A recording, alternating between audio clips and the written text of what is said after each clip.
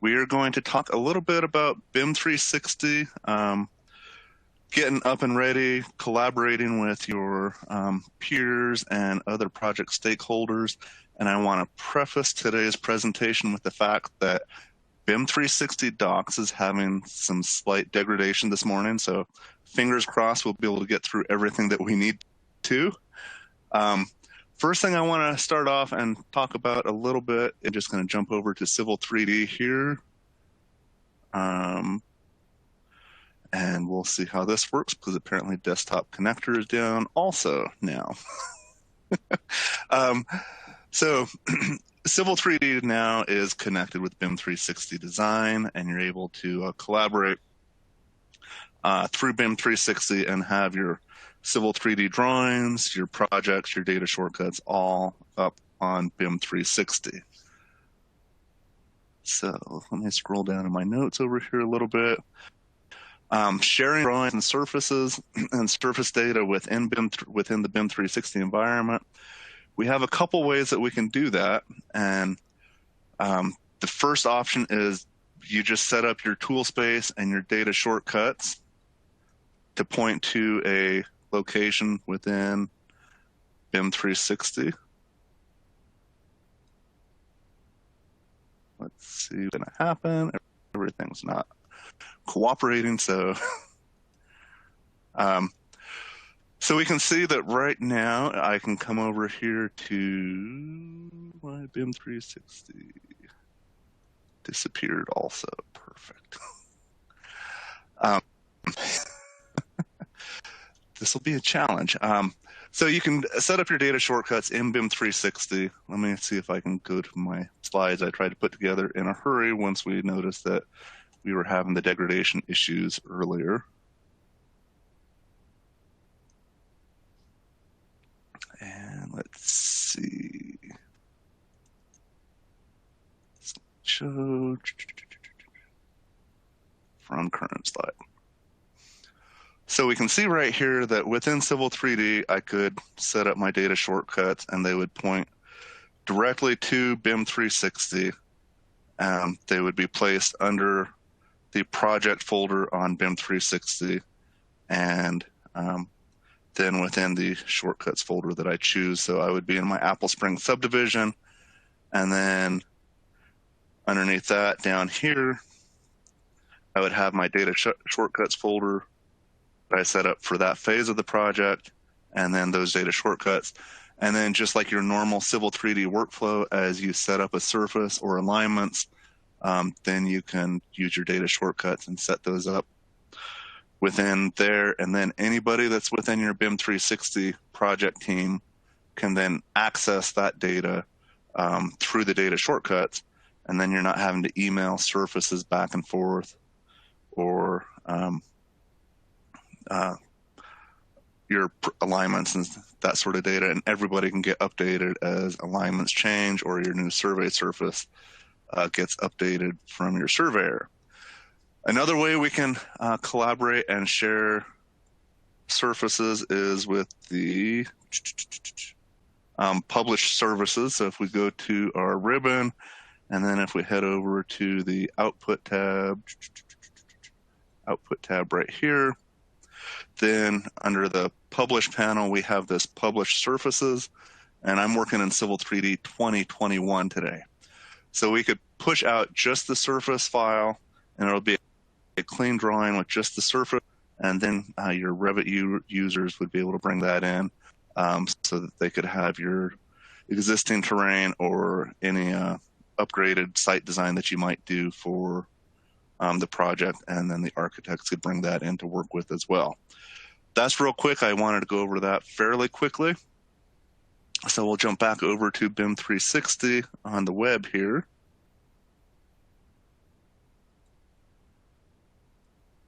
And right now I'm on my project homepage. Let me maximize this so you guys can see everything a little bit better. And I wanted to talk a little bit about your project and your drawing versioning.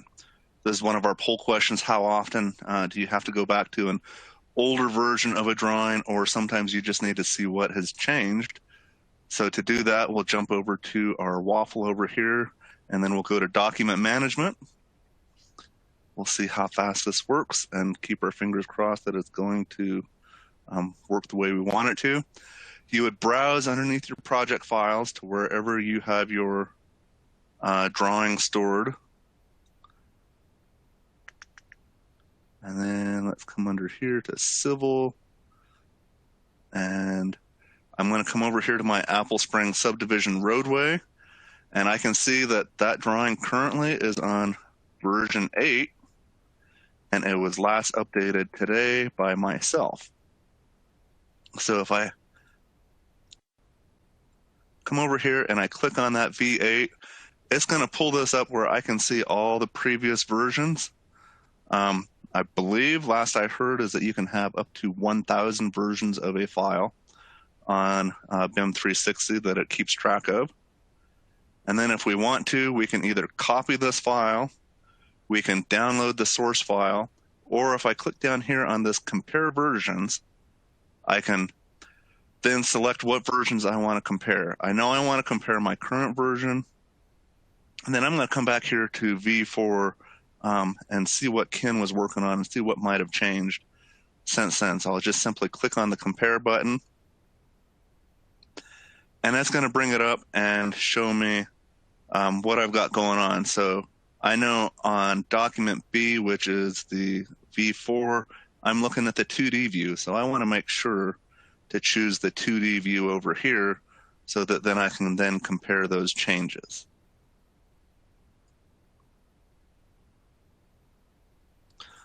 So I'll click compare, and we can see that things don't quite line up 100%.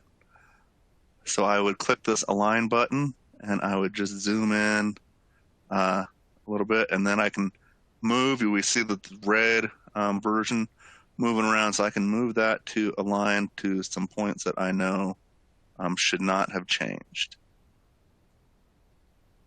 As I do that, then I can click this button right here again and finish that alignment. And then I can zoom out and see that really the biggest change that I see going on is that now I've got my corridor surface in here, and it looks like some of our roads have likely shifted some as well. Let me drag a menu out of the way over here. Within the drawing compare, we have the option to do a side-by-side comparison if we wanted to, or we have this overlay that we're currently looking at. So if I click there, right here, I can jump over to the side-by-side, which is really like pulling a window shade across your file and exposing the layer beneath it. So we can see that on the one, I don't have my corridor in here. And as I move that shade from one side to the other, it shows up. So you're looking at V4 on the right side and then V8 on the left side. So that's a quick way to see what might have changed in those drawings.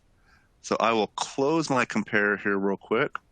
I'm going to go back into the version here. And I know that I made some changes yesterday, but I want to go back to V6. So if I click over here and download source file and click this make current right here, it's going to move V6 to my current version, where then everybody would then be working off that V6 version. So if I click that, are you sure you want to restore a copy of V6 to the current version? I'm going to click restore, and we'll see that it moved V6 to the top. We kept V8, so we haven't lost that, just in case we need to go back to it again. And we've now kind of gone back in time with our project a little bit. So let me click done. So that's your drawing compare. It's a handy little tool. But now I want to talk about really the real great benefits, I think, when you're collaborating with other project stakeholders with your project that are either in your organization or out of it. And that's the ability to create markups. Then we'll talk about creating issues, hopefully. And then we'll talk about creating RFIs. The issues and the RFIs are within the area that Autodesk was having some troubles with this morning, but we will see how that goes. So I'm just going to click on my Apple Springs subdivision drawing right here.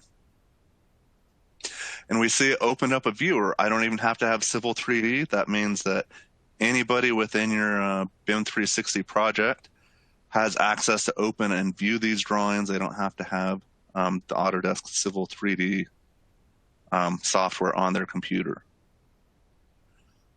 So then we will zoom in here. We're just going to zoom in. We can pan around a little bit, and we're going to zoom in right here on this intersection. And I'm going to come over here to in the upper left. I've got my markups.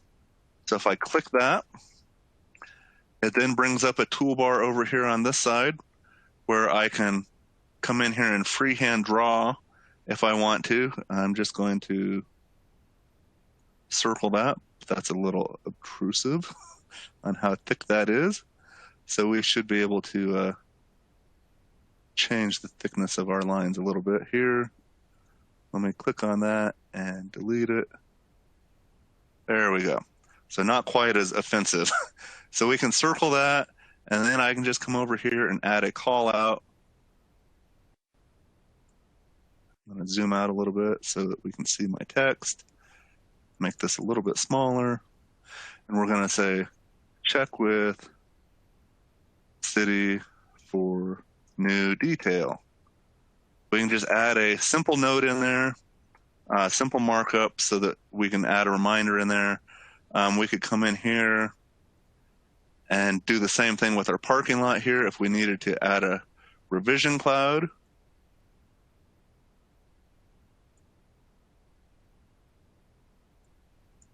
We can do that, and then we should be able to rotate it a little bit. And then I can add some text and say, we need more parking. Make our text a little bit smaller because that's just huge. And then we can do that and move our text. Come on. Move this so it's a little bit more readable, and then we can just save this markup. Now anybody that then opens or views this on BIM 360 can then see that we'll have some notes in here that we need to worry about. And we can see over here on this side, it's currently saving those markups. And while it does that, we will wait a minute, and then we can pan out, and then we should be able to close out of here. Fingers crossed that this works properly. While it's still saving. And then we can talk a little bit, hopefully, about creating issues. The great thing about issues is that the issues are assignable to an individual or a role that you might have set up within your BIM 360 environment, or everybody within a certain organization. Let's see if we can get there or not, though. Markups, quick review on those. Anyone can mark up a design file or a sheet if you have some plans uploaded already.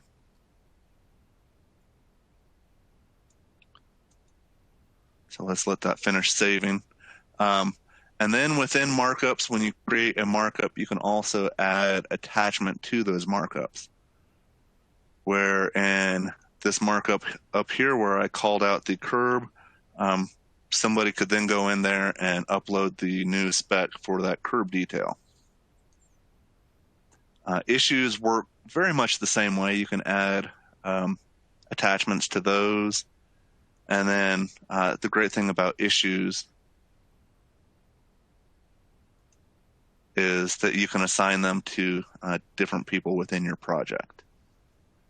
So again, I apologize. I discovered that we were having the degradation issues with BIM 360 about 40 minutes before the webinar. And I tried to put some slides together, but I couldn't access everything that I needed to even put those slides together. So let's just close this and we won't worry about saving it. And then we'll try to talk about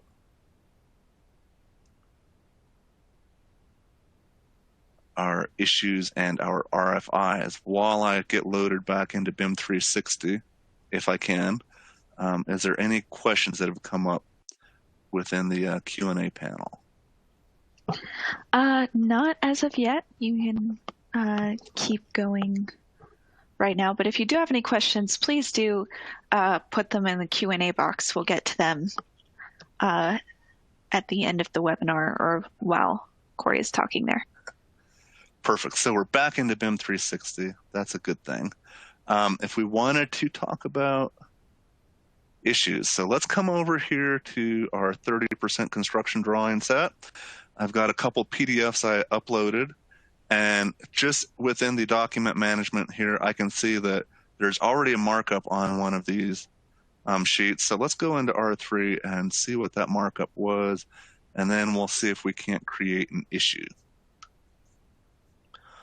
So we can see that we had somebody in here and they added some notes. We need to fix these fields that aren't working properly in our title block.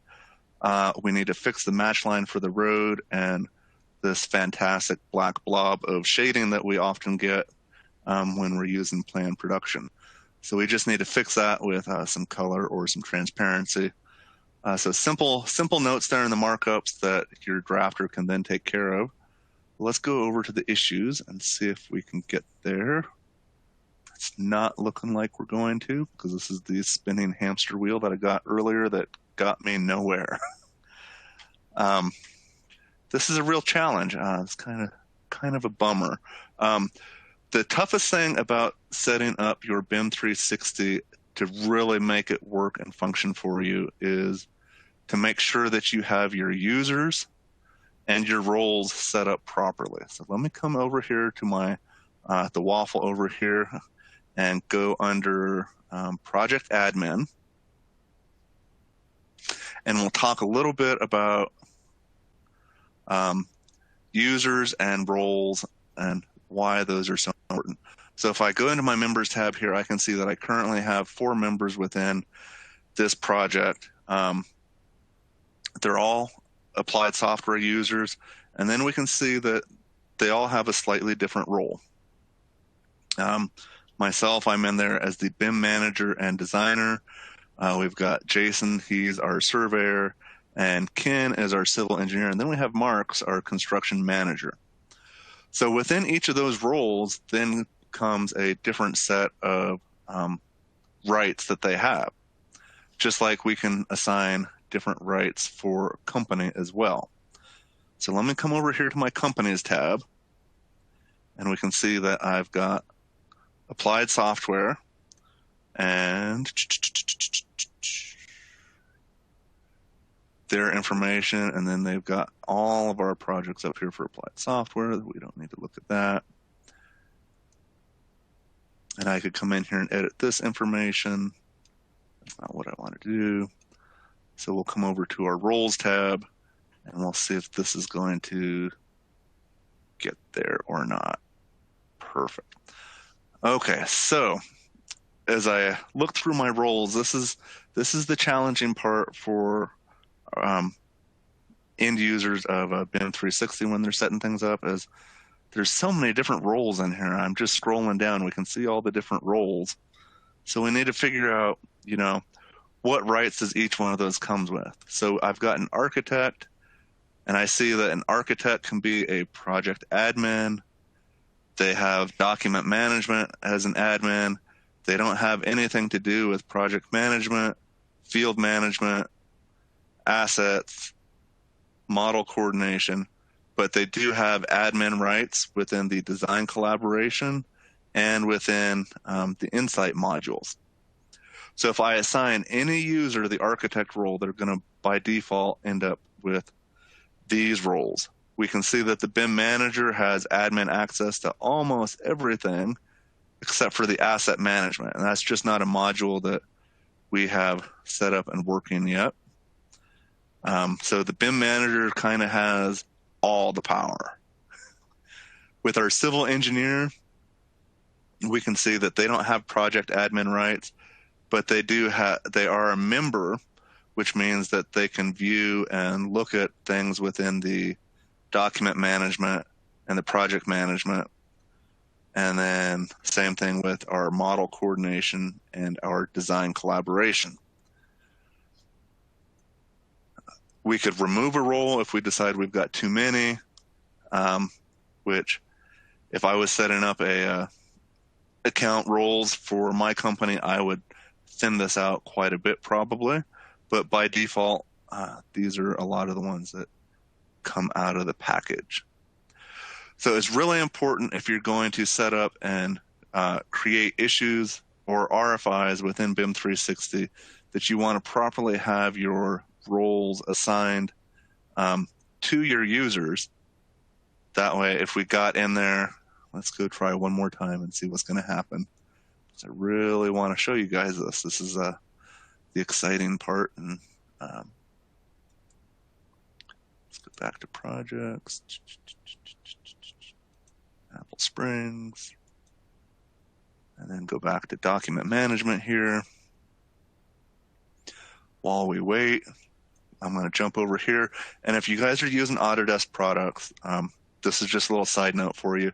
If you go to health.autodesk.com, you can kind of get the status of all their online products and where they might be having issues.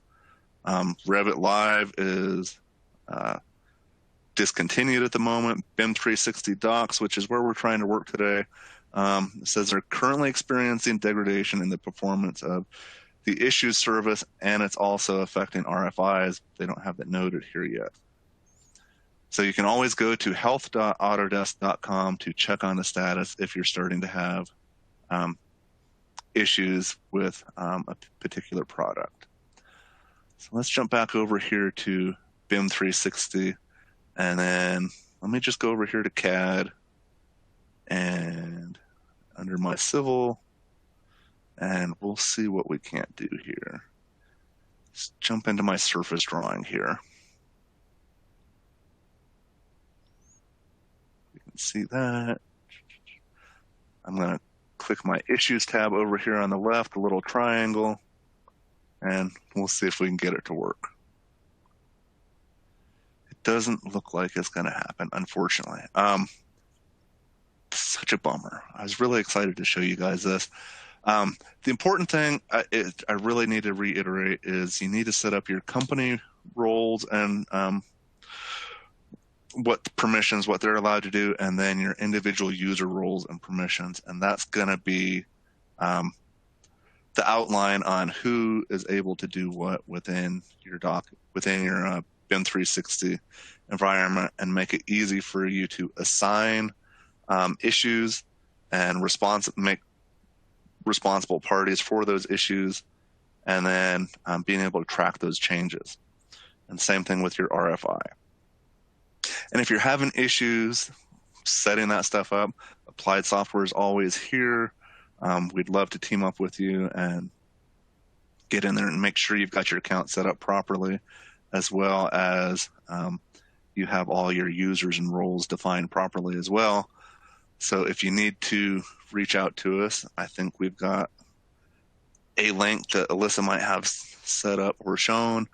And unfortunately, it's 10:57. I can't quite show you guys the rest of everything I intended to with this webinar. So we'll jump out and see if there are any questions and if Alyssa has any further input for us right now. Yeah, and we can go a little bit longer if you need to, Corey. Don't cut short if you feel like you need to cover a little bit more, but I do have a question. Can we use BIM 360 design collaboration with Civil 3D? So the design collaboration module right now is still under development with the Civil 3D. It's a great tool that the architects have been taking advantage of and the Revit users for quite a while, and they're working on that function with Civil 3D right now. Okay. Do you want to go on for a couple more minutes, or do you just want to close it out?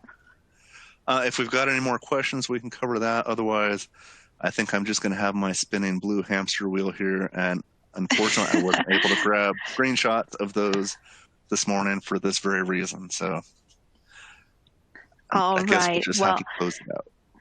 folks, we will figure out a way to get you the rest of the information that Corey was developing above, but I do have one more question. Is Civil 3D required for someone to mark up drawings or plans in BIM 360?